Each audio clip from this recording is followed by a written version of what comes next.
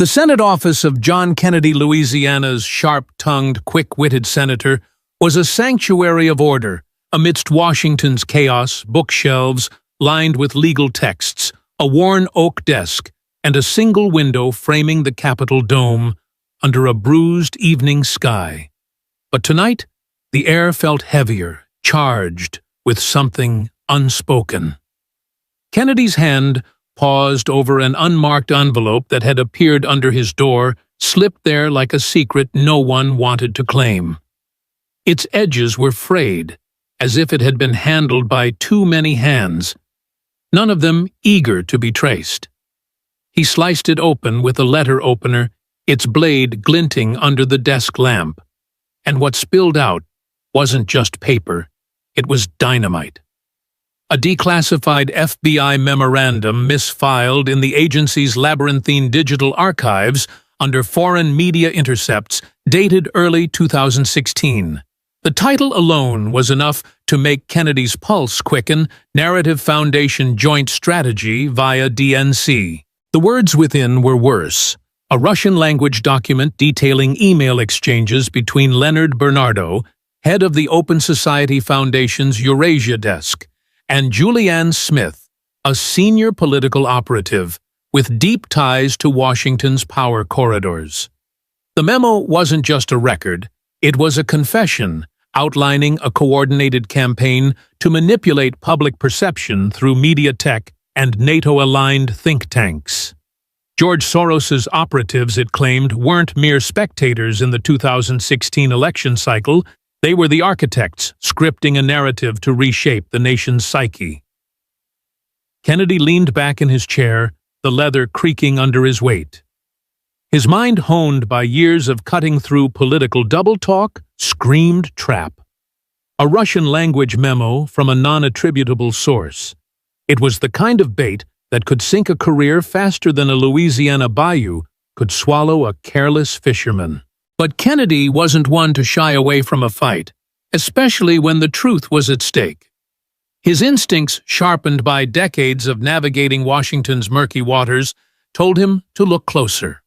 The memo's details were too precise, too damning to be fiction. It described a plan to weaponize media using carefully crafted stories to sow division and fear, with funding trails leading back to Soros's Open Society Foundation, OSF. The dates aligned with eerie precision to the media blitzes that had dominated 2016 front-page headlines about cyber attacks, breathless cable news segments on foreign threats, and the sudden rise of cybersecurity firms like CrowdStrike in official briefings. Kennedy's eyes narrowed at a phrase buried in the text: Reality Reinforcement Protocol. It sounded like something out of a science fiction novel, not a democracy. The protocol, the memo alleged, was a system to amplify approved narratives while silencing dissent using algorithms to filter what the public saw, heard, and believed. He stood pacing the room, his boots clicking against the hardwood floor. If this was true, it wasn't just a scandal. It was a betrayal, a machine built to control not just elections, but the very way Americans thought. Kennedy's mind raced, piecing together the implications. The memo suggested that OSF had funneled millions through shell organizations with names like Civic Clarity Initiative and Democracy Ventures, bankrolling media training camps in Eastern Europe, and public resilience programs that smelled more like propaganda than philanthropy. It wasn't just about influencing headlines, it was about rewriting reality itself, turning free speech into a curated script. Kennedy stopped at his window, staring out at the Capitol, its dome glowing like a beacon of promises long forgotten. He knew the stakes. Exposing this would mean taking on some of the most powerful players in the world. Billionaires, media moguls, and intelligence insiders who thrived in the shadows. But Kennedy had never been one to back down from a fight, especially when the American people were being played. He called in Clara Hensley, his most trusted aide, a former intelligence analyst with a knack for untangling digital knots. Clara was a rarity in D.C., someone who cared more about facts than favors, with a mind as sharp as Kennedy's wit. "Clara," he said, his Louisiana drawl steady but laced with urgency, "you've got a problem. A big one." He handed her the memo, its pages curling like they were trying to hide. "This says Soros and his crew were pulling strings in 2016, working with political operatives and NATO to shape the narrative. I need you to pull every piece of intel from 2014 to 2016 that touches CrowdStrike, the DNC, or NATO's strategic communications. If it's flagged redacted or buried in some open-source dump, I want it on my desk by dawn." Clara's eyes scanned the document, her face unreadable, but her fingers tightening around the pages. "This could be a setup." "Senator?" she said. Kennedy nodded.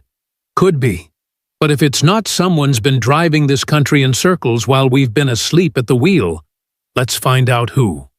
By midnight, Clara returned with a stack of printouts and a secure laptop, its screen glowing with decrypted files. The senator's office, now a war room, buzzed with the quiet intensity of discovery. The memo wasn't an outlier, it was a thread in a much larger tapestry. Cross-referenced emails revealed meetings in Brussels dating back to 2012 between OSF executives and NATO's Strategic Communications Division.